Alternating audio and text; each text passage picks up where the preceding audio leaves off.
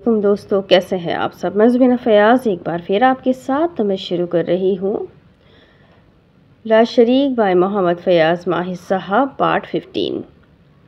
ईमान फ़ातिमा को पहली बार जासिम अपने घर लेकर आया था, वो भी सलोनी के बार बार इसरार पर। उसके घर पहुंची थी, वो सलोनी का रहन सहन देख रही थी और देखकर इस बात की दाद देने पर मजबूर हो गई थी कि घर को बहुत साफ़ सुथरा रखकर सलोनी ने यह साबित किया था कि वो न सिर्फ अपनी एकेडमी अच्छे से तरीके से चला रही है, बल्कि वो एक घरेलू खातून भी है। सलोनी के आने पर ईमान फ़ातिमा एहतराम से उठकर खड़ी हो गई तो सलोनी ने आगे बढ़कर उसको गले लगा लिया। वो उसको एक सोफ़े पर बैठने का इशारा करके खुद भी उसके सामने बैठ गई। जासिम भी पास वाले सोफ़े पर बैठा उन दो ख़वातीन को देख रहा था। बहुत शुक्रिया कि तुम मेरे घर में आई। सलोनी ने बात शुरू की तो ईमान फ़ातिमा शर्मा कर रह गई। वो आहिस्तगी से बोली, सलोनी आपी, मुझे इस तरह अच्छा नहीं लगा कि मैं पहली बार ही खाली हाथ मुंह उठाकर चली आई हूँ। I am sorry. सलोनी उसका ये रूप देख ही रही थी जो वो उसकी स्टूडेंट का नहीं था, ना ही वो अब सलोनी से कुछ सीखने आई थी। वो मुस्कुराकर उसको देखने लगी और बोली, मुझे आप ही भी कहती हो और ख़ुद को इस घर में गैर भी समझती हो, ये तो अच्छी बात नहीं है ना। वो जासिम की तरफ देखकर बोली, जाओ कुछ खाने पीने के लिए ले आओ, ढीठ बनकर खड़े बैठ गए हो। हम ख्वातीन को कोई आपसी बात भी करना होती है। जासिम हंसता हुआ वहाँ से उठा और बोला, आप ही ईमान फ़ातिमा के खाने पीने के लिए तो मैंने मुलाजिम को कह दिया है, लेकिन अब आपकी तसल्ली के लिए चला जाता हूँ कि दो ख्वातीन ने आपस में कोई बात भी करनी होती है। लेकिन वो जा ना पाया था क्योंकि ईमान फ़ातिमा ने उसको रोक लिया तो सलोनी खुशगवार हैरत से उसकी तरफ देखने लगी और बोली, वाह भाई, अच्छी अंडरस्टैंडिंग है, बैठ जाओ भाई बैठ जाओ। वो वहीं बैठ गया था। मुलाजिम उनके सामने पूरे मेज़ पर खाने पीने की अशिया सजा कर चला गया था। ईमान फ़ातिमा को ये सब एक ऐसा तकल्लुफ़ लग रहा था जिसके लिए उसने उनको तकलीफ़ दी थी। वो शर्मसारी से बोली, आपी, मैं तो बस आपका साथ दूंगी, खाना पीना तो आपने है, मैं बस कुछ बातें आपसे करना चाहती हूँ। ज़रूर मेरी जान, बातें भी साथ साथ करते जाएंगे और साथ साथ खाना पीना भी जारी रहेगा। आप ही कल मक्खन सुल्तान ने मेरे छोटे भाई को अगवा करके उस पर बहुत तशद्दुद किया है। ये कहकर ईमान फ़ातिमा अपनी बात जारी न रख सकी। वो रोने लगी थी, उसकी आवाज़ भर्रा गई थी। लेकिन मक्खन सुल्तान के नाम पर सलोनी का चौंकना लाजमी अमर था। वो उसकी तरफ देखती हुई बोली, लेकिन मेरा तो अब उसके साथ कोई रिश्ता नहीं है ईमान फ़ातिमा। सलोनी उसको ऐसे देख रही थी कि ईमान फ़ातिमा ने कोई ऐसी शिकायत लगाई है जो कि सलोनी और मक्खन सुल्तान के रिश्ते के हवाले से सलोनी को ही लगानी चाहिए थी। वो जल्दी से अपनी बात की वजाहत करती ही बोली, मैं आपको ना उसकी शिकायत कर रही हूँ और ना ही ये बताना चाहती हूँ कि वो आपके साथ कभी रिश्ता रख चुका है। तो फिर मेरी जान, ऐसी क्या बात है कि तुम उसके बाद मेरे सामने लेकर बैठ गई हो। वो जासिम की तरफ देखकर परेशानी से बोली थी, क्योंकि ईमान फ़ातिमा के इस गिले की इन दोनों भाई बहन को कोई समझ ना आई थी। कल घर लौटकर मुराद ने मुझे बताया है कि सानोल मक्खन सुल्तान का बेटा है। ये सुनकर सलोनी और जासिम चौंक कर उसकी तरफ देखने लगे। ये बहुत बड़ा इंकशाफ था क्योंकि सलोनी को जासिम ने सारी बात बता दी थी कि किस तरह सानोल ने ईमान फ़ातिमा को हिरासा किया है और फिर अंकल खान ने उसकी अकल ठिकाने लगाने के लिए उसको अपने ऑफिस माँ बाप समेत बुलाया था। अब सलोनी ये सुनकर परेशान हो गई थी क्योंकि वो काफ़ी दिनों से महसूस कर रही थी कि जासिम ईमान फ़ातिमा एक दूसरे में ना सिर्फ दिलचस्पी ले रहे हैं, बल्कि बात अब मोहब्बत की सीढ़ियाँ तय करती हुई इश्क और जीने मरने की कस्मों तक पहुँच गई थी। अच्छा, सलोनी ईमान फ़ातिमा की बात समझते हुए बोली, मैं अब तुम्हारी बात समझी हूँ कि वो तुम्हारा दुश्मन क्यों है। उसने मुराद को अगवा भी इसलिए किया कि वो अपने बेटे और अपनी बेइज्जती का बदला तुमसे ले सके। हाँ आपी, और मैं अब ये कहना चाहती हूँ कि वो हमें, मेरा मतलब है कि हम दोनों को, मुझे और जासिम को भी कोई नुकसान पहुँचाने की कोशिश करेगा। सलोनी उसकी सारी बात सुनकर खामोश हो गई थी। वो उसकी तरफ कुछ स्नैक्स बढ़ाती ही बोली, इसका मतलब है कि सानोल तुमको पसंद करता है और तुम जासिम को चाहती हो। ये कहकर सलोनी खामोश हो गई तो ईमान फ़ातिमा ने नज़र झुकाकर उसकी बात के एतराफ़ में हल्की सी मुस्कान होठों पर सजाई तो जासिम की भी जान में जान आ गई थी और इस नाकामी पर वो जासिम और तुम्हें कोई भी नुकसान पहुंचा सकता है। जी आपी। ये कहकर ईमान फ़ातिमा खामोश हो गई, लेकिन सलोनी एक बहुत ही बारीक बात का सिरा पकड़ा और बोली, क्या ये मक्खन सुल्तान को मालूम है कि सानोल जिस लड़की में इंटरेस्टेड है वो लड़की जासिम को चाहती है? ये सुनकर जासिम सलोनी की तरफ देखने लगा और बोला, मेरा ख्याल है कि मक्खन सुल्तान को ये नहीं मालूम। Are you sure Jasim? वो एक ख्याल के तहत बड़े पुख्ता यकीन से बोला, हाँ आपी, मुझे पूरा यकीन है कि मक्खन सुल्तान को ये इल्म नहीं है कि जिस लड़की को सानोल यूनिवर्सिटी और घर के बाहर भी अपनी ऊट पटांग हरकतों से हिरासा करता है वो लड़की मुझ में इंटरेस्टेड है। सलोनी पुरसुकून सांस खारिज करके बोली, फिर तो ठीक है, अभी ये इसको मालूम भी नहीं होना चाहिए। मैं तुम्हारे पेरेंट्स से मिलना चाहती हूँ ईमान फातिमा। ये सुनकर वो चौंक गई और गुमगो की कैफियत में मुब्तला होकर सलोनी और जासिम को देखने लगी। भाई कोई ज़रूरी बात उनसे करना चाहती हूँ, तुम क्यों फिक्रमंद हो गई हो? वो अब मुस्कुरा रही थी। ईमान फातिमा ने भी खिसिया कर हामी भरते हुए कहा, जब दिल चाहे आप आ जाए, बाबा और मामा तो वैसे ही आपके बहुत बड़े फ़ैन हैं, उन्हें अच्छा लगेगा। तो फिर ठीक है, तुम घर में बात करके मुझे कॉल कर देना। ये कहकर सलोनी खाने पीने की अशिया ईमान फातिमा की तरफ बढ़ाने लगी, जिनको वो थोड़ी थोड़ी मिकदार में चखने की हद तक लेती रही। जासिम उसको बाहर ड्रॉप करने आया था। वो उसको घूरती हुई बोली, अगर कोई ऐसी वैसी बात की ना तो फिर देखना मैं क्या करती हूँ। वो कह लगा कर बोला, मुझ पर क्यों नाराज़ हो रही हो? आप ही से कहती ना यही बात। वो रूहानी होने लगी थी। जासिम प्लीज़ यार मेरी पोजीशन को समझो, मामा पापा मेरे बारे में क्या सोचेंगे? वो उसकी गाड़ी का ड्राइविंग सीट का दरवाज़ा खोलता हुआ उसको अंदर बैठने का इशारा करके बोला, क्या सोचेंगे? ज़्यादा से ज़्यादा यही सोचेंगे कि उनकी बेटी जवान हो गई है, उसका कोई अच्छा सा रिश्ता आना चाहिए। वो उसको मारने वाले अंदाज में उसकी जानिब लपकी थी और गिरते गिरते बची थी। जासिम अगर उसका हाथ ना थाम लेता तो वो गिर ही जाती। Thank you. वो ये कहकर गाड़ी में बैठी और फिर बोली, सोच समझकर मेरे घर में घुसना। अच्छा, कुत्ते पड़वा दूंगी, कुत्ते। वो गाड़ी स्टार्ट करने जाने लगी तो जासिम उसके पास खड़ा होकर बोला, मेरी कसम खाकर कहो कि तुम दिल से ये कह रही हो। वो इस पर कुर्बान होने वाली नज़र से देखने लगी और बोली, जल्दी आना आप ही को लेकर। ये कहकर वो गाड़ी तेज़ी से चलाती हुई वहाँ से निकल गई। जासिम उसको दूर तक जाता हुआ देखता रहा। लड़की तो बहुत अच्छी है, मुझे बहुत पसंद है भई। वो सलोनी की आवाज़ अपने ऐन कान के पीछे सुनकर एकदम से मुड़ा और चौंककर सलोनी को देखकर सर झुका गया। तुम्हें पसंद है तो मैं खान से बात करूं? सलोनी ने जासिम को छेड़ा और वो चुप रहा तो वो जल्दी से बोली, अच्छा चलो रहने देते हैं, नहीं करते बात। लेकिन तीर बहदफ नुस्खा काम कर गया। वो तेज़ी से बोली, अरे नहीं नहीं आपी, मुझे बहुत पसंद है, वो बहुत अच्छी लड़की है, पसंद भी बहुत है। ये सुनकर सलोनी ने उसके कान पकड़ लिया और बोली, उल्लू के कान मुझसे छुपा रहे थे? मैं तो तभी समझ गई थी जब स्टेज पर इतनी ज़बरदस्त परफॉर्मेंस दे रहे थे तुम दोनों। वो अपना कान छुड़ाकर मसलता हुआ बोला, वही तो सच था आपी। ये कहकर वो अंदर की जानिब भाग गया और सलोनी का छोटा सा मगर जिंदगी से भरपूर कहा उसका पीछा करता हुआ उसकी समातों से जा टकराया। दूसरी तरफ मनान और महबूब मक्खन सुल्तान को खा जाने वाली नज़रों से देख रहे थे। उनको सुबह सुबह ही खबर मिल गई थी कि रात को उनके डेरे पर पुलिस का छापा पड़ा है और वो बंदूक को उठाकर ले गए हैं और उनका एक बंदा मारा भी गया है। अब वो ज़मीन, वो जगह सारी मनान की मिल्कियत थी। मक्खन सुल्तान कई बार डेरे पर जा चुका था। सबको मालूम था कि मक्खन सुल्तान मनान का बहनोई है।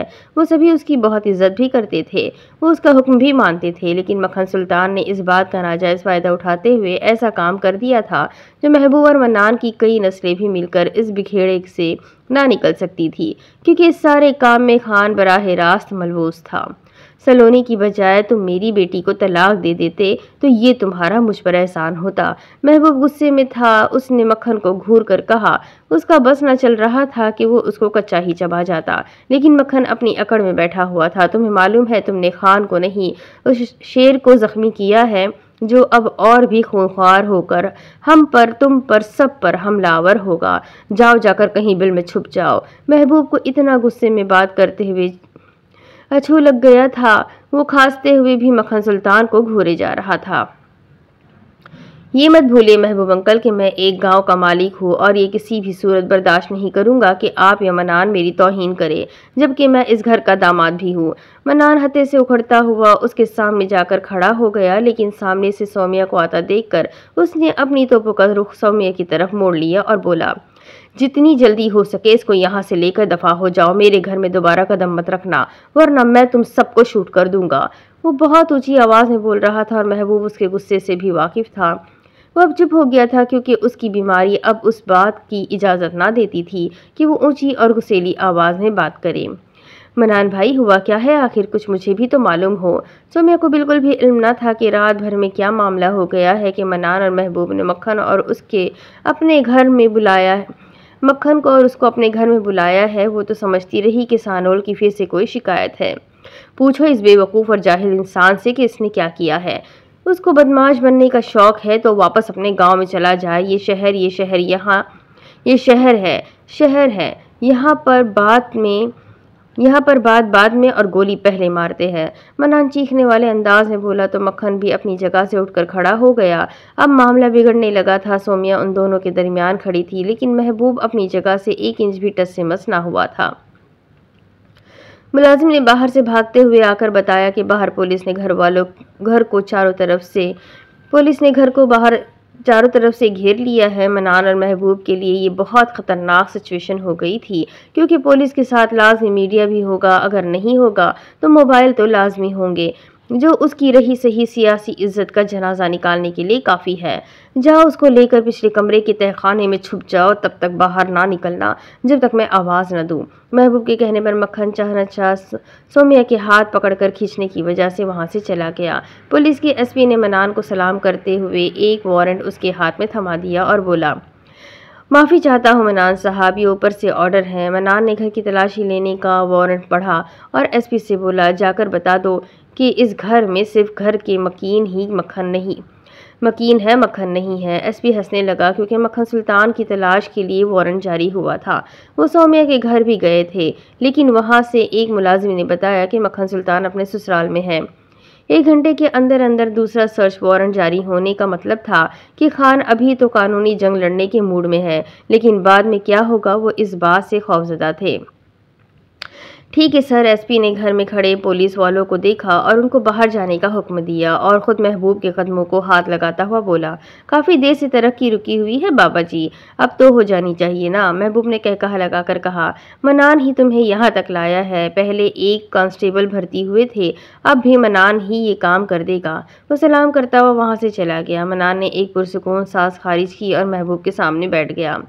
इनको फ़ौरन यहाँ से गाँव भिजवाओ बाबा जी, वरना मैं कुछ कर लूँगा। हमारे सर चढ़कर कुछ करने की कोई ज़रूरत नहीं है मनान भाई। पीछे से सोम्या की आवाज़ सुनाई दी तो उसने मुड़कर देखा। वो मक्खन सुल्तान के साथ खड़ी थी। इससे पहले कि वो कोई और बात करते उन्होंने खान को आते देखा तो मन्नान और मक्खन सुल्तान के चेहरे की हवाइयाँ उड़ गई। सोम्या की हालत भी कुछ ऐसी ही थी और महबूब ने तो खान को देखकर एक लंबी सांस लेते हुए अपने सर पर हाथ मारा और सीधा लेट गया। अब तो खान सर पर पहुँच चुका था। मक्खन सुल्तान छुप भी न सकता था और ना ही वहां से भाग सकता था। खान ने वहां पहुंचकर इन सब को फंकारते हुए देखना शुरू कर दिया था। उनकी नजरें मक्खन सुल्तान पर जाकर टिक गई थी, लेकिन मनान ने चापलूसी वाले अंदाज में उनको सीने से लगा लिया। ओ खैर, मेरा भाई आज मेरे घर आया है।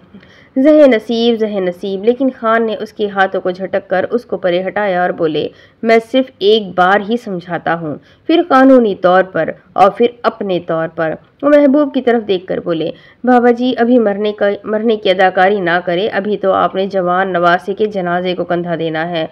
ये सुनकर सोम्या तड़प गई। वो आगे बढ़ती हुई खान के सामने जाकर खड़ी हो गई और परेशानी के आलम में उसको समझ ही ना आ रहा था कि वो क्या कहे, कौन सी बात करे। और यही हालत मक्खन सुल्तान की भी थी। वो भी अपनी जगह से चंद कदम पीछे हट गया था। उसकी आंखों के सामने सानोल की लाश लहराने लगी थी और मनान तो माथे पर आने वाले पसीने अपनी कमीज के दामन से ही साफ करने लगा था और महबूब की मुर्दा वजूद में भी हलचल मच गई थी। मैंने कहा था ना कि मेरी औलाद मेरा सब कुछ है। जिस पर तुमने जुल्म के पहाड़ तोड़े हैं वो भी मेरा बेटा है। वो मक्खन सुल्तान की तरफ देखकर गुर्राए तो वो अपनी जगह से कई इंच पीछे हट गया। कहीं खान उसको अपने जबड़े में लेकर अभी ना उसकी चीर-फाड़ शुरू कर दे। लेकिन वो तो सिकंदर मिस्त्री का बेटा है। खान ने ये सुनकर आगे बढ़कर मक्खन सुल्तान के चेहरे पर एक जोरदार थप्पड़ रसीद किया तो वाकई गिरते गिरते संभला था। अगर तुम्हें मालूम है कि वो सिकंदर मिस्त्री का बेटा है तो फिर उस पर डंडों से जुल्म तशद्दुद करके उसकी हड्डी पसलियां क्यों तोड़ दी थी? क्या उसने तुम्हारी बेटी को छेड़ा था? क्या उसने तुम्हारी बीवी पर कोई बुरी नजर रखी थी? क्यों तुमने इस गरीब पर सारी रात लाठियों और सूटों से जुल्म करवाया? वो घुरा रहे थे। यूं लग रहा था कि वो अभी अपना जहनी तवाज़ुन खोकर मक्खन सुल्तान को गोली न मार दे। लेकिन मेरे बेटे का क्या कसूर है खान भाई? वो कहाँ है? मेरा सानुल कहाँ है? वो ठीक तो है? सोम्या रोने लगी तो मनान ने उसको सीने से लगा लिया और बेटी की आह-ज़ारी सुनकर महबूब की नीम मुर्दा बदन में भी हलचल मच गई। वो भी उठकर बैठ गया। वो खान को घबराई हुई नज़रों से देख रहा था। खान उसकी तरफ बढ़े और बोले, महबूब अली, गैर कानूनी खेल अब शुरू हो चुका है। तैयार रहो और देखो कि अब खान तुम्हारे खानदान की ईंट से ईंट कैसे बजाता है। वो वापस मक्खन सुल्तान की तरफ मुड़े और उसको घूरते हुए बोले, मैंने तुम्हें ऑफिस में कहा था ना कि ये तुम्हारा गांव नहीं है, मेरा शहर है। मैं इस शहर का किंग हूँ, लेकिन तुम अपनी भूल में रहे। जाओ, जाकर अपने बेटे को ढूंढ कर दिखाओ। ये खान का चैलेंज है। खान ये कहकर वहां से बाहर निकले तो सामने खड़े एसपी ने आगे बढ़कर उनको सैल्यूट किया। मुस्कुराते हुए वहां से अपनी गाड़ी में बैठे और चले गए। मेरी नज़रों के सामने से अभी के अभी दफा हो जाओ तुम दोनों, बस। ये कहकर मनान वहां से चला गया, लेकिन सौम्य महबूब की तरफ देखती हुई उसके कदमों में गिर गई। अब्बा जी, मेरा क्या कसूर है? मेरे बेटे का क्या कसूर है? अब्बा जी, मुझे मेरा सानोल चाहिए, कहीं से भी लाओ, मेरा सानोल मुझे ला कर दे अब्बा जी। वो उसके सर पर हाथ रखते हुए बोले, इस शख्स से तलाक लेकर कागजात खान के घर पहुंचा दो, तुम्हारा बेटा सही सलामत तुम्हारे घर पहुंच जाएगा। ये कहकर महबूब अली वहां से उठा और दूसरे कमरे में जाकर दरवाजा जोर से बंद कर लिया। इसका मतलब था कि वो भी मन्नान की तरह उसकी शक्ल नहीं देखना चाहता। इतनी जिल्लत के बाद भी अगर तुम यहाँ ठहरना चाहती हो तो तुम्हारी मर्जी। ये कहकर मक्खन सुल्तान वहां से बाहर की जानिब बढ़ गया, जहां वो गाड़ी में बैठकर सोम्या का इंतजार करने लगा। उसके ठीक अंदाजे के मुताबिक चंद मिनट बाद सोम्या सर पर पाँव रखती हुई भागम भाग चली आई थी। वो गाड़ी में बैठी तो गाड़ी घर की जानिब रवाना हो गई। जाने वो कौन सी बुरी घड़ी थी जब मेरी तुमसे शादी हो गई। वो बैठते ही बोली तो मक्खन सुल्तान उसको घूरने लगा। अपनी बकवास बंद करो और मुझे कुछ सोचने दो। वो गाड़ी चलाने के साथ साथ अपना दिमाग भी चला रहा था, लेकिन वो कोई भी ऐसी जगह ना जानता था कि जहां खान ने उसके बेटे सानुल को रखा होगा।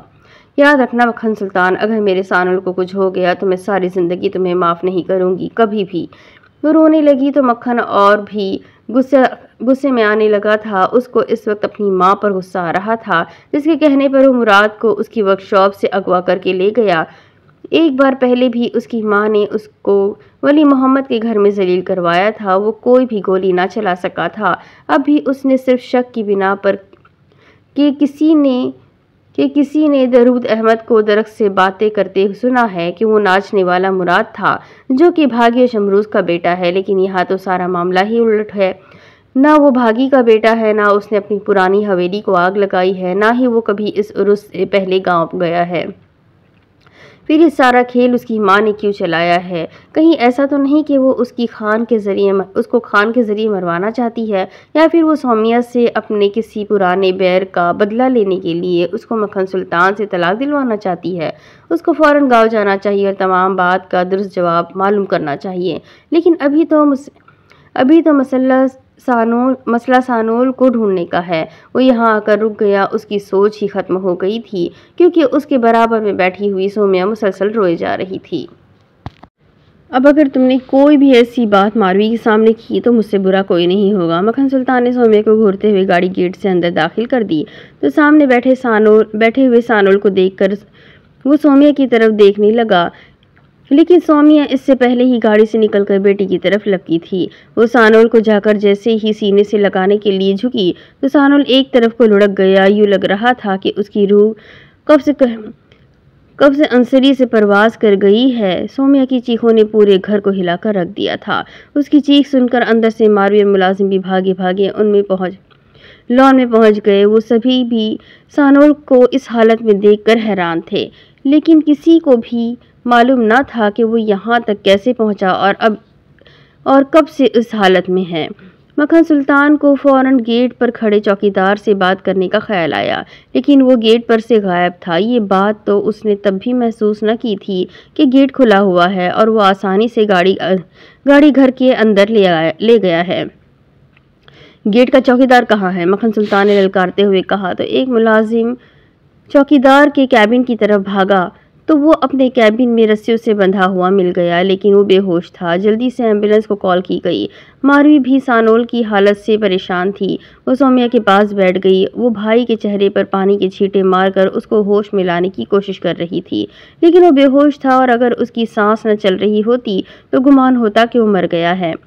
एम्बुलेंस के पहुंचते ही मक्खन ने पहले सानोल को देखने का कहा। डॉक्टर सानोल की तरफ बढ़ा तो बाकी अमले ने चौकीदार को होश में लाने के लिए अपना काम शुरू कर दिया। चंद मिनटों की कोशिश के बाद चौकीदार को तो होश आ गया, लेकिन सानोल को अस्पताल ले जाना पड़ा। उसके साथ एम्बुलेंस में सौम्या बैठी थी। जबकि मक्खन सुल्तान अपनी गाड़ी में घर से जाने लगा तो मारवी को अपने पास बुलाकर बोला, बेटा अगर मैं भी कॉल करूं तो प्लीज़ घर से मत निकलना, समझ रही हो ना मेरी बात को।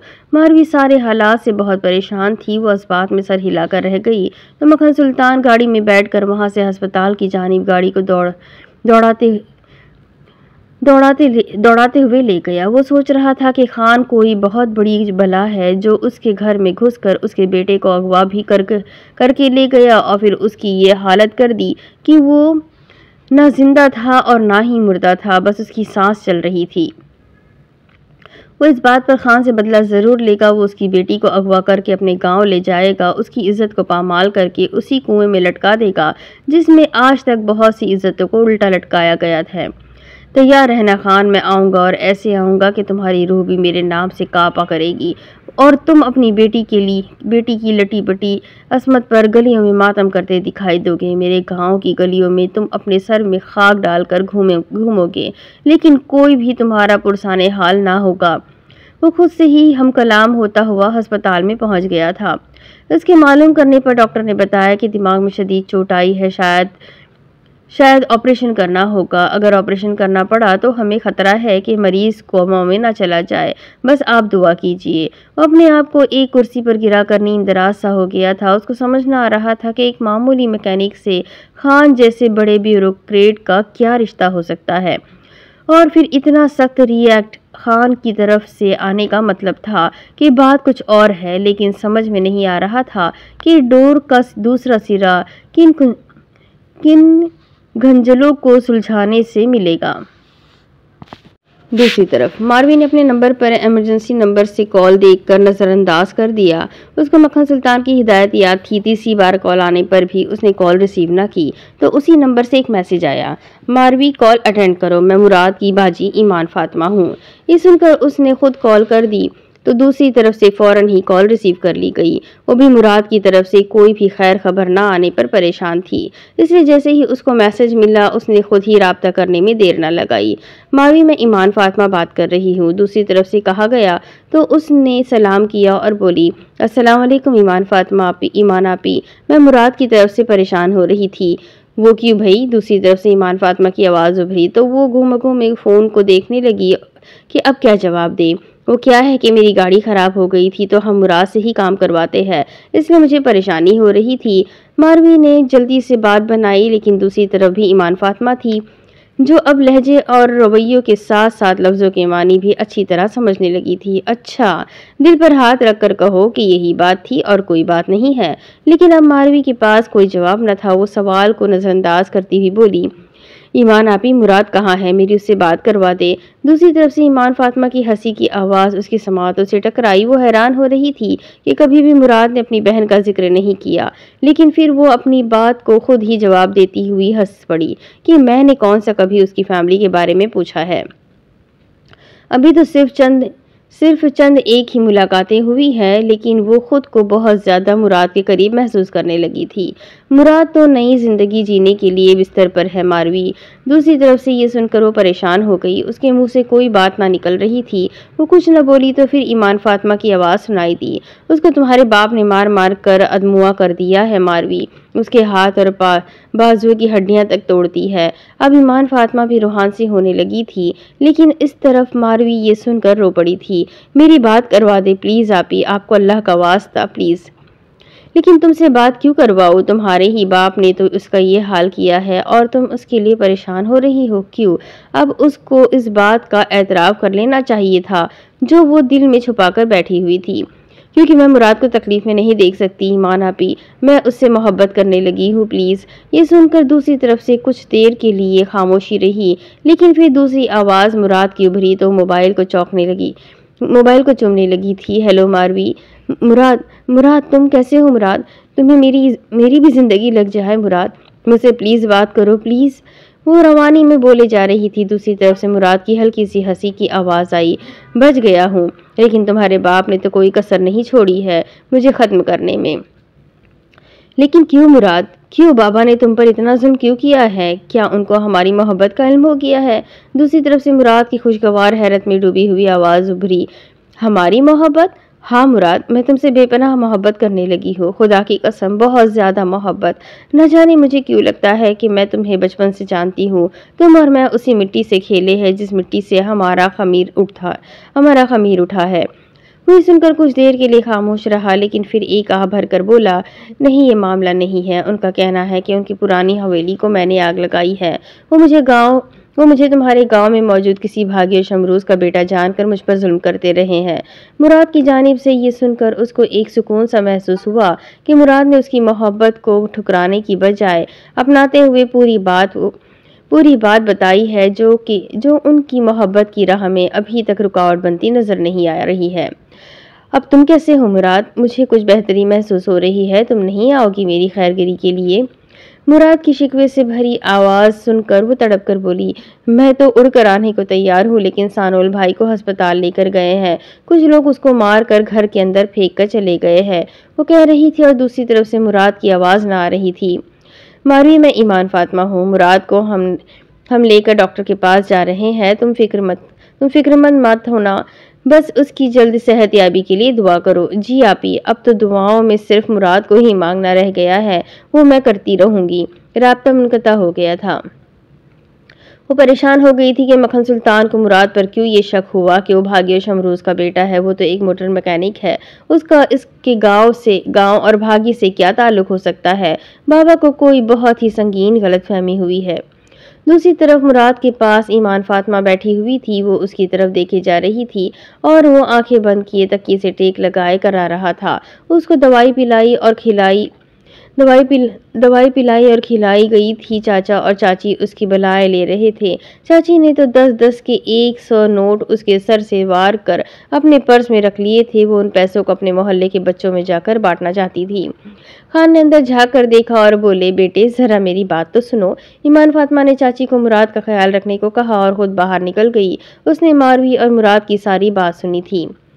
बेटा, मैं ये कहना चाहता हूँ कि मुराद को अब काफ़ी दिन इधर हमारे घर में ही रुकना पड़ेगा। खान ईमान फातिमा से बात कर रहे थे तो मोमिना भी उनके पास आकर खड़ी हो गई। कुछ न मालूम लोगों ने मक्खन सुल्तान के बेटे सानुल को बहुत बुरी तरह पीटा है। उसके दिमाग में चोटें आई हैं, खान बता रहे थे और वो दोनों ख्वातीन गौर से सुन रही थी। बेटा, कहीं ऐसा न हो कि मक्खन सुल्तान सानुल की आड़ में एक बार फिर से मुराद या आपको कोई नुकसान पहुँचाने की कोशिश करे। इसलिए उरूज बहन और सिकंदर भाई के साथ साथ मुराद का भी अच्छी तरह ख्याल रखना। उनको ये महसूस ना हो कि वो किसी गैर के घर में है। ये घर, ये सब कुछ तुम्हारा है। तुम इस घर की हर एक चीज़ की मालिक हो मेरी जान। खान ये कहकर वहाँ से चले गए क्योंकि वो जानते थे कि इतना खुलूस और प्यार पाकर ईमान फातिमा की आंखें लाजमी भर आई होगी। वो उसकी रोई हुई आंखें नहीं देख सकते थे। उन्होंने मुड़कर देखा तो मोमिना ने ईमान फातिमा को गले से लगाया हुआ था और उसको तसल्लियाँ दे रही थी। सानुल का तवील ऑपरेशन हो चुका था। अब उसके होश में आने के बाद ही कुछ कहा जा सकता था कि वो किस तरह रिएक्ट करता है। उसके कोमा में जाने के चांसेस खत्म हो गए थे, लेकिन वो अभी ऑपरेशन थिएटर से बाहर लाकर एक कमरे में शिफ्ट कर दिया गया था। उसके पास मारवी और सोमिया बैठी हुई थी। सोमिया की रो रो कर आंखें सूजी हुई थी। मारवी ने उसको बहुत तसल्लियाँ दी थी, लेकिन उसको ये भी कल्क था कि मक्खन सुल्तान ने मुराद के साथ ऐसा क्यों किया। वो समझ रही थी कि ये वो सज़ा है जो सानुल को भुगतना पड़ रही है। वो मुराद को देखने को बेचैन हो रही थी, लेकिन अभी वो किसी भी ऐसी पोजीशन में ना थी कि मुराद के पास जाती। उसको ईमान फातिमा ने बताया था कि वो उसके घर में है और बाकायदगी से मेडिसिन और मुकम्मल ट्रीटमेंट किया जा रहा है, वो परेशान ना हो। मनान के डेरे की तहकीकात शुरू हो गई थी। वहाँ से हीरोइन का एक बहुत बड़ा नेटवर्क चलाया जा रहा था। जब पूरे डेरे की तलाशी ली गई तो बहुत से तहखानों का इंकशाफ हुआ, जो कि पूरी सियासी बिरादरी को चौंका देने के लिए काफ़ी था। लेकिन मनान ने सियासी गेम खेलते हुए एक प्रेस कॉन्फ्रेंस की और उस जगह से लाइल्मी का इजहार कर दिया। बादशाह पंच में पढ़कर मामला लटक गया था, लेकिन वहां पर खान के बंदे जाकर बैठ गए थे, जिन्होंने पूरी तरह डेरे को अपने हिसार में लेकर उसकी दीवारें गिरा दी थी और सभी तहखानों की खुदाई भी करवा दी गई थी। अब वो डेरा एक चटियल मैदान दिखाई देने लगा था। इस काम में 1 महीने से भी ज़्यादा लग गया था। अब मनान उस जगह को अपनी मिल्कियत नहीं कह सकता था, क्योंकि वो प्रेस कॉन्फ्रेंस में सबके सामने इस जगह से इजहार लाइल्मी का कर चुका था। सानोल तंदुरुस्त होकर घर जा चुका था। वो अब काफ़ी बेहतरी महसूस कर रहा था। उसके एग्ज़ाम्स भी ख़त्म हो गए थे, लेकिन वो इस बार भी उसी क्लास में रहने पर मजबूर था, जबकि ईमान फातिमा और जासिम जम करके दूसरे साल के सेमेस्टर की तैयारियों में मसरूफ़ थे। जासिम का तो सेमेस्टर मुकम्मल होने वाला था, लेकिन ईमान फातिमा का ये आखिरी साल चल रहा था। मुराद भी अब वर्कशॉप पर काम में मसरूफ़ हो गया था, लेकिन चाचा सिकंदर ने उसको कहीं भी बाहर जाकर गाड़ियाँ ठीक करने से सख्ती से मना कर दिया था। यूँ लग रहा था कि ज़िंदगी में एक ठहराव सा आ गया है। तमाम मामलात अपनी अपनी जगह साकित और जामिद होकर रह गए हैं। इस साकित तो जामिद ज़िंदगी में सलोनी ने एक कंकर इस तरह मारी कि वो खान के घर जासिम के साथ जा पहुंची। वो बहुत से तहाइफ लेकर गई थी। ईमान फातिमा को बहुत अच्छा लग रहा था और मोमिना तो बहुत ही खुश हो रही थी कि उनके घर में ईमान फातिमा की उस्ताद आई है। वो उनकी खिदमत में मशगूल थी और खान भी सलोनी से बहुत सारी बातें करना चाहते थे, लेकिन जासिम इस वक्त उनके पास बैठा हुआ था। ईमान फातिमा और जासिम को खाना खाने के बाद लॉन में जाकर कुछ गुफ्तगू करने का मौका देने का मकसद सिर्फ ये था कि अंदर बैठे घर के बड़े लोग भी आपस में वो गुफ्तगू कर सके, जो बहुत ज़रूरी है। आपका बहुत ममनून हूँ कि आपने ईमान फातिमा पर बहुत मेहनत की है। अब वो किसी भी स्टेज पर बहुत बड़े मजमे के सामने भी खड़े होकर पुरवकार अंदाज में बात कर सकती है। सलोनी ने खान की ज़बान से अपनी तारीफ सुनी तो उसका मज़ीद हौसला बढ़ गया, लेकिन वो आजिज़ी इख्तियार करती हुई बोली, नहीं नहीं खान भाई, ये तो ईमान फातिमा की अपनी एबिलिटी है कि वो बहुत कुछ जल्दी से सीख गई है और बहुत अच्छी परफॉर्मर बनकर उभर रही है। मेरा तो कोई कमाल नहीं है। फिर भी एक छोटा सा शुक्रिया का कहकहा ज़रूरी था, जो सलोनी का मान बढ़ा गया। सलोनी मोमिना की तरफ देखती हुई बोली, मैं आपसे बहुत ही ख़ास बात करने के लिए आई हूँ मोमिना बहन और खान भाई। हम हमतन गोश है, आप खुलकर बात करें। खान ने भी मोमिना की बात की तायीद के लिए अपना सर इस बात में हिला दिया तो सलोनी कुछ हिम्मत करते हुए बोली, मैं देख रही हूँ कि दोनों बच्चे, मेरा मतलब है कि ईमान फातिमा और जासिम आपस में काफ़ी अटैच हो चुके हैं और काफ़ी फ्रैंकनेस भी है। यहाँ आकर वो रुककर उन दोनों के चेहरों के तासुरात देखने लगी थी, लेकिन वो दोनों ही उसकी तरफ इस तरह देख रहे थे कि सलोनी ने बात अधूरी क्यों छोड़ दी है। लेकिन वो दिल ही दिल में उसकी बात का सारा मकसद समझ गए थे। वो चाहते थे कि सलोनी अपने दिल की बात अपनी ज़बान से अदा करे तो अच्छा है। वो एक लंबा सांस खारिज करती हुई कुछ मुस्कान होठों पर सजाकर अपनी बात को जारी रखते हुए फिर बोली, मैं आपसे जासिम के लिए ईमान फातिमा का हाथ मांगती हूँ खान भाई। वो अपनी बात जल्दी कर गई थी। वो बहुत अच्छी एक्ट्रेस और डायरेक्टर थी, लेकिन ये चंद फिक्रे उसके लिए ऐसे थे कि ये बहुत ही मुश्किल स्क्रिप्ट किसी ने लिखकर उसके हाथ में थमा दी है। ये सुनकर मोमिना तो मुस्कुरा पड़ी, लेकिन खान कुछ संजीदा हुए तो सलोनी फिर बोली, ऐसा है कि आजकल यूनिवर्सिटी भी ऑफ है और फिर ये जासिम का भी लास्ट सेमेस्टर है, फिर वो अपना कोई अच्छा सा बिजनेस भी स्टार्ट कर लेगा। खान उसकी तरफ देखकर संजीदगी से बोले, मुझे अच्छा लगा कि आपने ईमान फातिमा के लिए बात की है। मैं भी महसूस कर रहा हूँ कि दोनों बच्चे आपस में काफ़ी इंटरेस्टेड है।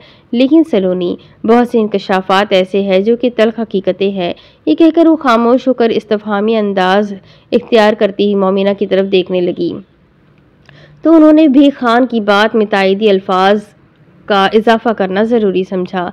वो ऐसा है सलोनी बहन की ईमान फातिमा की शादी हम नहीं कर सकते। वो ये कहकर चुप हो गई तो खान ने बात मुकम्मल करने के लिए सलोनी को अपनी जानिब मुतवज्जा किया। मोमिना का मतलब है कि हम ईमान फातिमा की शादी उससे पूछे बगैर नहीं कर सकते, लेकिन अगर वो मान भी जाती है तो फिर भी आपको बहुत से हक़ाइक़ जानना बहुत ज़रूरी है जो कि ईमान फातिमा की ज़िंदगी से जुड़े हुए हैं। सलोनी उनके पुरस्रार रवैये पर कुछ परेशान दिखाई दे रही थी। वो ना समझने वाले अंदाज में बोली, जो भी बात है आप खुलकर कहे, मुझ में हर बात सुनने और समझने का हौसला है। वो इनकार सुनने के लिए तैयार हो गई थी। उसका जहन ये था कि लोग ज़्यादा से ज़्यादा इनकार ही कर देंगे ना, तो कोई बात नहीं, वो जासिम को समझा लेगी। उसको अपने भाई पर पूरा एतमाद भी था कि वो उसकी बात को नहीं टालेगा बल्कि चुपचाप मान लेगा। आपको मेरे और मोमिना के साथ अपने ससुराल के गांव का एक चक्कर लगाना पड़ेगा। जासिम भी हमारे साथ होगा।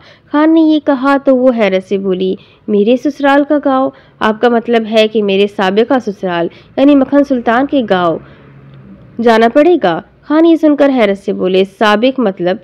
सलोनी के चेहरे पर एक कर्ब की लकीर पड़ती हुई उसकी आंखों को नम कर गई, लेकिन वो हौसले से बोली, मक्खन सुल्तान ने मुझे तलाक दे दी है। इस बात को कई माह हो चुके हैं। ये सुनकर मोमिना शहीद खान तासिफ से एक दूसरे की तरफ देखने लगे और फिर कुछ देर के लिए कमरे में एक अफसरदा सी खामोशी छा गई।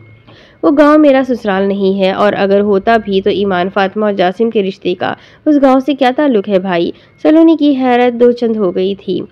मुझे बहुत अफसोस है सलोनी कि आपकी ज़िंदगी में इतना बड़ा तूफ़ान आया और गुजर गया, लेकिन खुशी इस बात की है कि आपने इस तूफ़ान का बड़ी हिम्मत से मुकाबला किया है। वो फिर मोमिना की तरफ देखते हुए बोले, मेरा ख्याल है कि एक एक कप चाय भी तो होना चाहिए ना।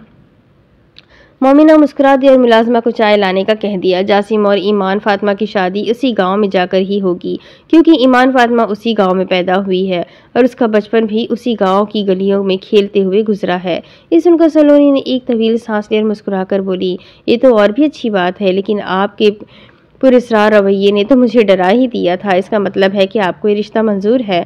हाँ हाँ बिल्कुल मंजूर है, लेकिन एक बार हम ईमान फातिमा से इस बारे में बात करेंगे। लेकिन मेरी बात वही है कि एक बार आपको उस गांव में हमारे साथ एक सफ़र करना होगा। खान मुस्कुराए थे, लेकिन सलोनी की तशवीश बढ़ने लगी थी। क्या ये ज़रूरी है खान भाई? हाँ बहुत ज़रूरी है, क्योंकि मेरी बेटी के अच्छे मुस्तकबिल का सवाल है और मैं ईमान फातिमा के बेहतरीन मुस्तकबिल के लिए कोई भी रिस्क नहीं ले सकता कि जिसमें मेरी बेटी को कोई ऐसी तकलीफ़ या ऐसा कोई मानी ताना सुनने को मिले। मैंने इसे बहुत लाडो और प्यार से पाला है सलोनी। खान ये कहकर चाय का कप उठाकर मुंह को लगाकर चाय से लुत्फ़अंदोज़ होने लगे। चाय मुलाजमा उनकी बातों के दौरान ही मेज़ पर सजाकर चली गई थी। मुझे ये सब मंजूर है खान भाई और मोमिना बहन। मुझे आज आपसे अच्छे रिश्तेदार इस मुल्क में कहीं भी नहीं मिल सकेंगे, और मेरे भाई की खुशी के लिए मैं कहीं भी जाने को तैयार हूँ, क्योंकि मैंने भी अपने छोटे भाई को एक माँ बनकर पाला पोसा और पढ़ाया लिखाया है। मैं उसकी खुशी के लिए किसी भी हद तक जाने को तैयार हूँ। सलोनी ने भी अपनी तरफ से तमाम बात क्लियर करने के बाद चाय का कप उठाया और होठों से लगाकर मज़ेदार चाय के सिप लेने लगी थी। दूसरी तरफ मारवी और मुराद की मोहब्बत में शिद्दत आ गई थी। मारवी किसी भी सूरत मुराद को खोना नहीं चाहती थी, लेकिन मुराद कोई भी फैसला जल्दबाजी में करने का कायल न था। उसने सारी बात चाचा सिकंदर और चाची उरूज से कर दी थी, लेकिन वो दोनों ही उसकी बात सुनकर खौफजदा होकर रह गए थे। मारवी ने तो मुराद को यहाँ तक कह दिया था कि वो कोर्ट मैरिज कर लेते हैं, लेकिन चाचा ने इस बात को बहुत सख्ती से रद्द कर दिया था। मक्खन सुल्तान को सानोल की बहुत फिक्र थी, लेकिन अब वो भी तंदुरुस्ती की सीढ़ियों पर कदम रखता हुआ दोबारा जिंदगी के करीब तर होता जा रहा था। इस पूरे अरसे में मक्खन ने एक बार भी वर्कशॉप पर जाने की कोशिश न की थी, क्योंकि उसको अच्छी तरह इल्म हो चुका था कि खान के हाथ ना सिर्फ बहुत लंबे हैं, बल्कि वो हाथ पांव तोड़ने के साथ साथ जान लेना और देना भी जानता है। वो खान को कोई बहुत बड़ी जक पहुंचाने के मंसूबे सोचता रहता था, लेकिन फिलहाल कोई भी ऐसा प्लान या मंसूबा उसके जहन में न था कि वो उस पर अमल करता और खान को कोई बहुत बड़ा नुकसान पहुंचा पाता। उसने सौमिया और बच्चों के साथ गांव जाने का प्रोग्राम बना लिया था। वो चाहता था कि सानोल अच्छी तरह सेहतियाब हो जाए, वो गांव की पुरसुकून फिजा में सांस ले और अपनी बीमारी को जल्द कवर करके जिंदगी के रहनाइयों से एक बार फिर लुत्फ़अंदोज़ हो सके।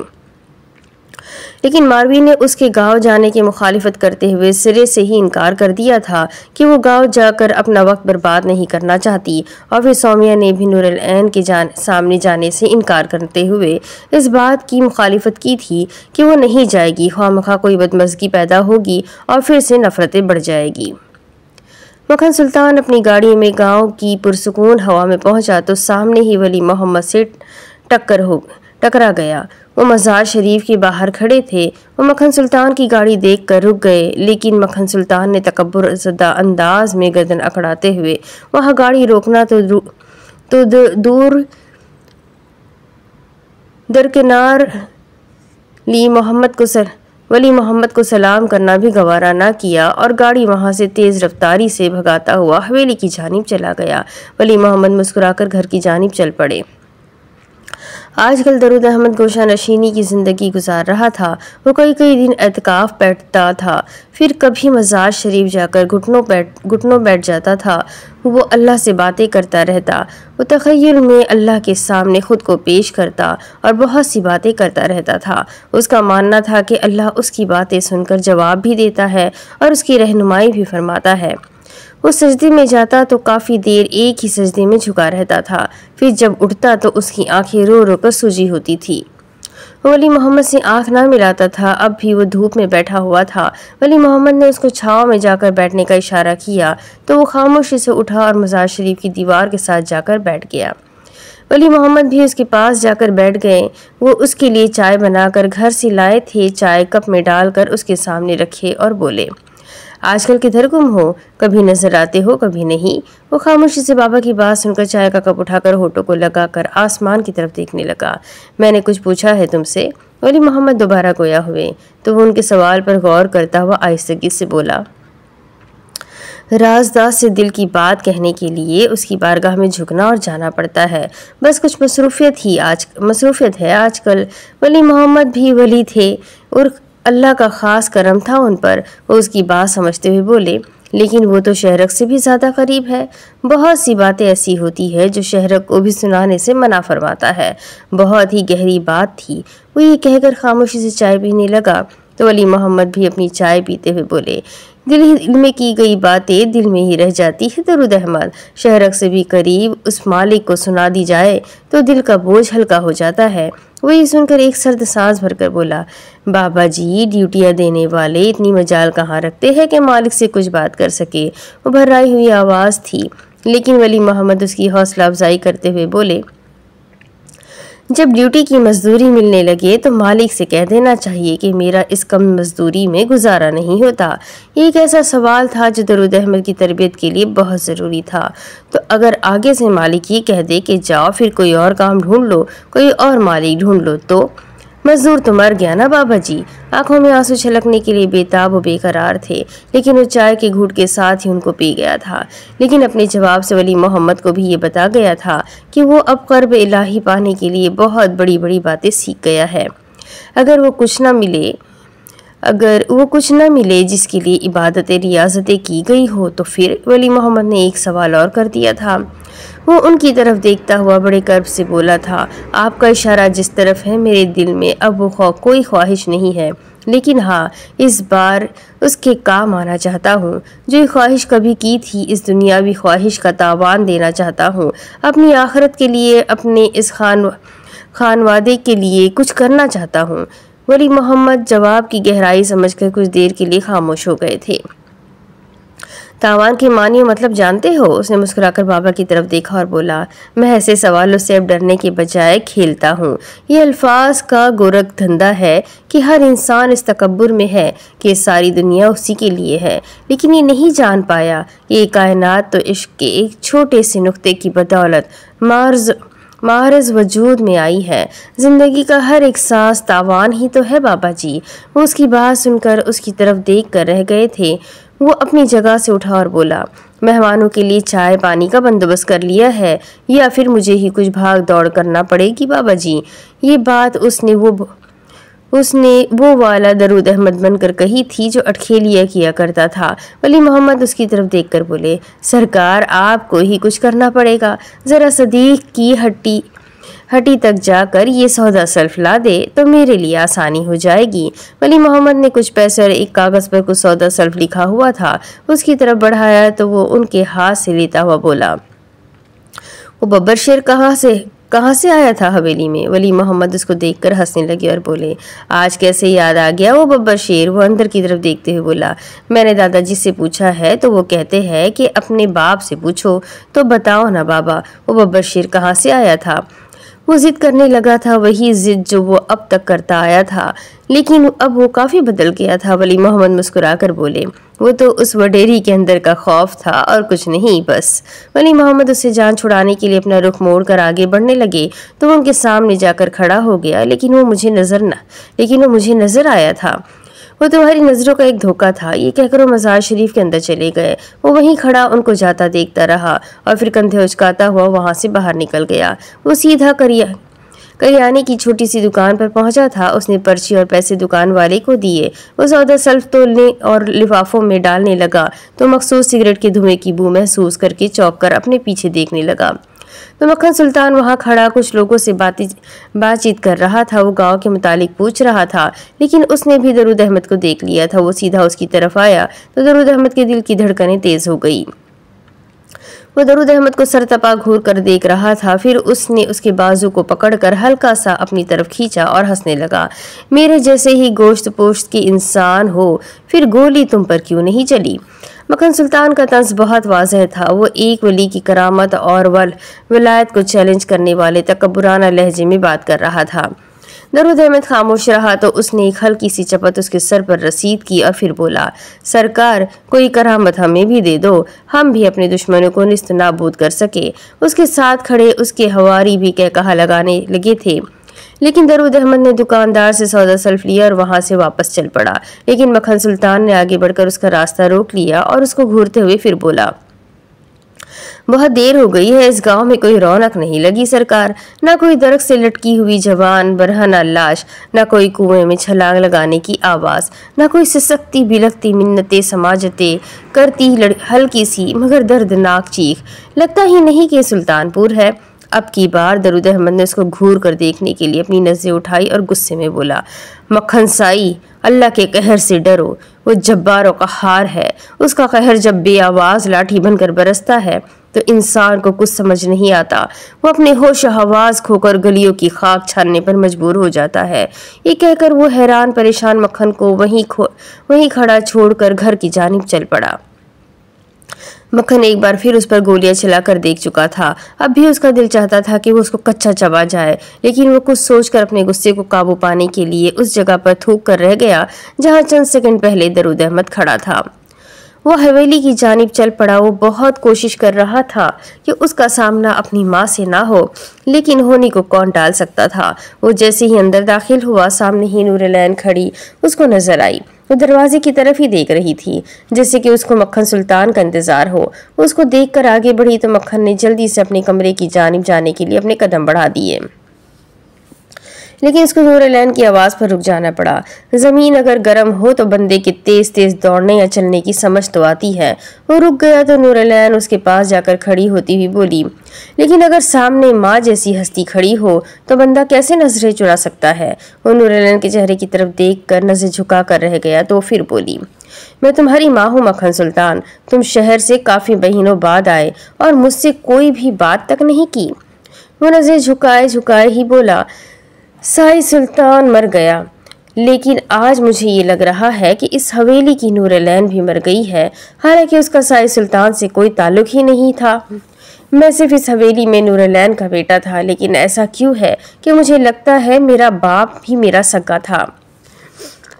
सगा बाप मर गया है। वो नूरलैन की आंखों में आंखें डालकर खड़ा हो गया था। अब उसकी बारी थी कि वो अपनी आंखें नीची करके उसकी बात सुनती। वो फिर बोला, ओह मेरी सगी माँ, जिसने मुझे अपनी कोख में 9 माह रखा। ज़माने के दिन रात मेरी ज़िंदगी के लिए बर्दाश्त किए। मेरी सगी माँ मुझे सगी क्यों नहीं लग रही साइन? उसके आखिरी अल्फाज में जो कर्ब था वो खुद मक्खन सुल्तान को तड़पा गया था, लेकिन नूरलैन भी दर से कर्रा उठी थी। वो आंख उठाकर उसको देखने लगी।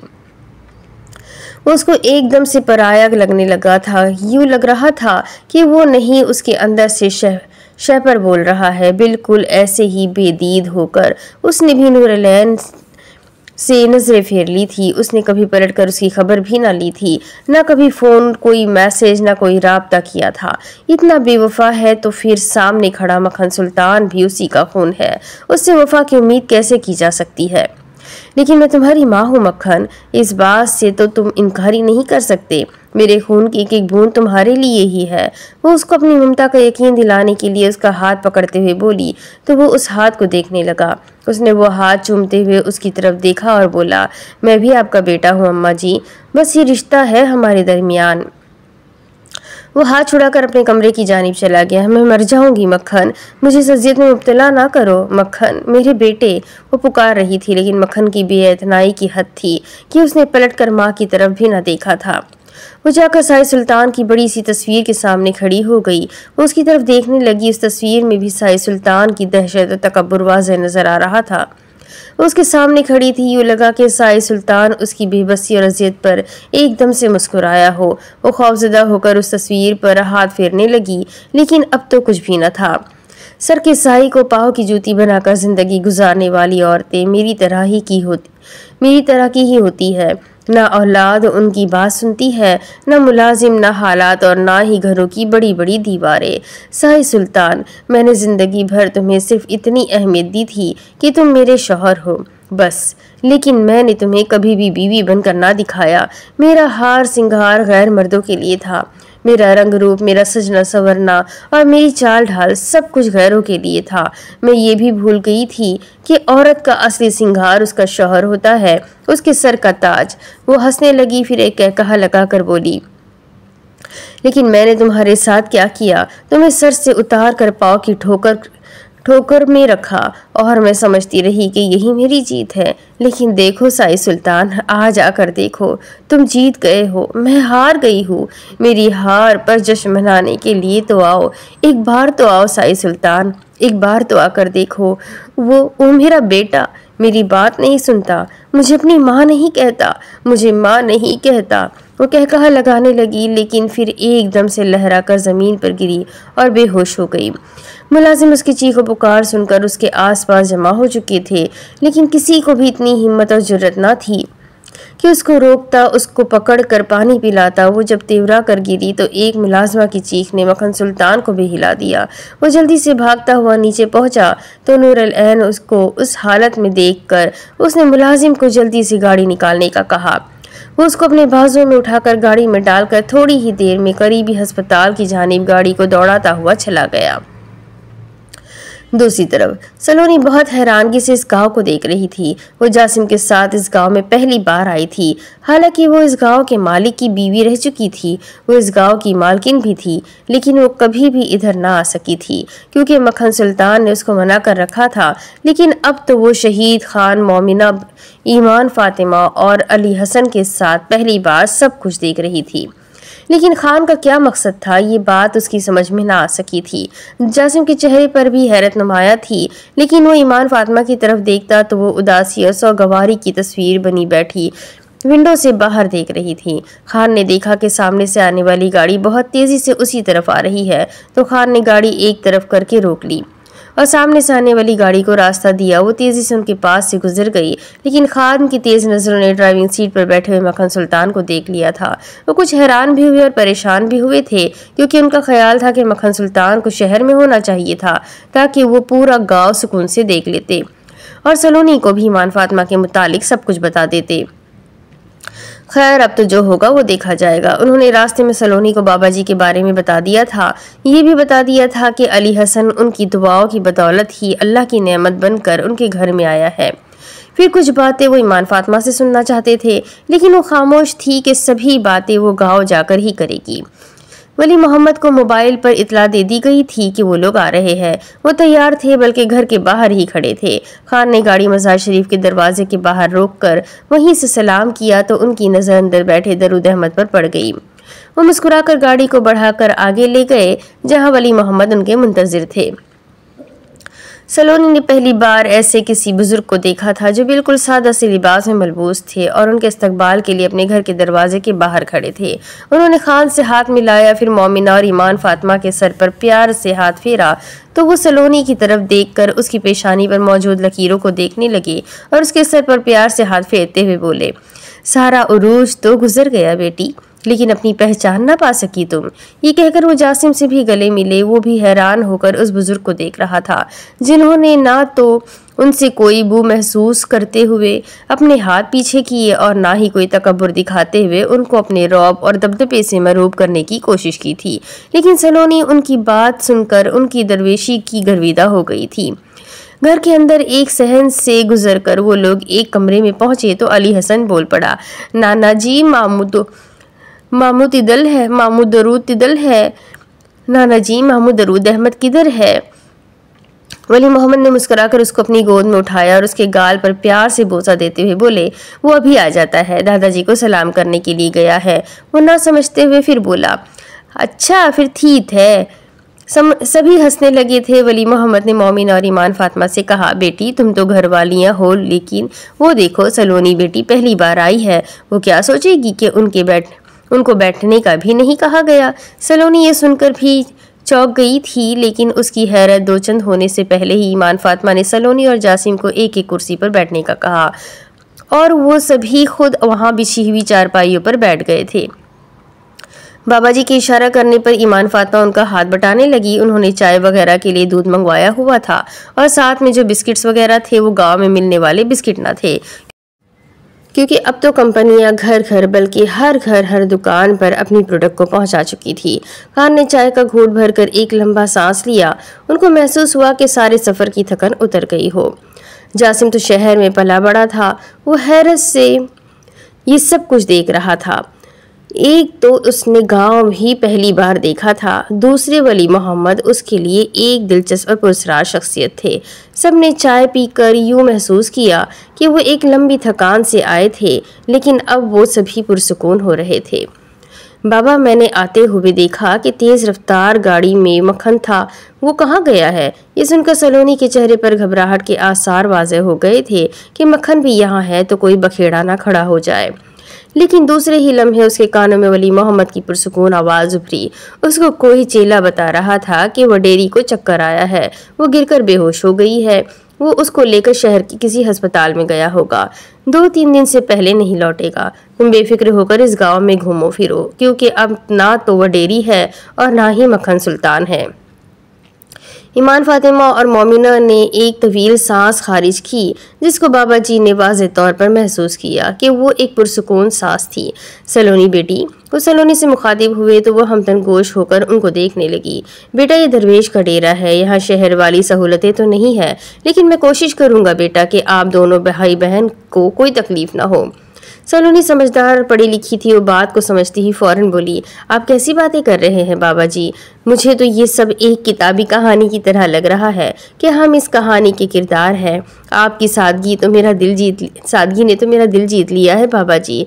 मुझे फ़ख्र महसूस हुआ कि आपने मुझे बेटी कहकर पुकारा है, क्योंकि इस लफ्ज़ और रिश्ते से शनासाई ही ख़त्म होकर रह गई थी। सलोनी की आवाज़ भर्रा गई तो वो उसके सर पर प्यार से हाथ फेरते हुए बोले, तुम भी मेरी इसी तरह बेटी हो जिस तरह मोमिना ईमान फातिमा है। आज से तो मैं और भी खुश नसीब हो गया हूँ कि मेरी तीन बेटियाँ मेरे घर में आई है। आज मेरा अल्लाह मुझसे राज़ी है और मेरी बेटी मोमिना भी बहुत खुश होगी। आखिरी फिक्रा सिर्फ सलोनी की समझ में ना आया था, बाकी सब उदास हो गए थे, क्योंकि वली मोहम्मद अपनी बेटी मोमिना को ना भूल सके थे, जो कुएं में गिरकर अपनी जान तो दे गई थी, लेकिन अपनी इज्जत बचा गई थी। अब इसके आगे की कहानी मैं आपको अगली किस्म में सुनाती हूँ कि आगे और इस स्टोरी में क्या है। ये सब कुछ जानने के लिए मेरे साथ बने रहें। अगली किस्म में फिर मिलेंगे, तब तक के लिए अपना खूब सारा ख्याल रखें, मुझे भी दुआओं में याद रखें। अल्लाह हाफ़िज़।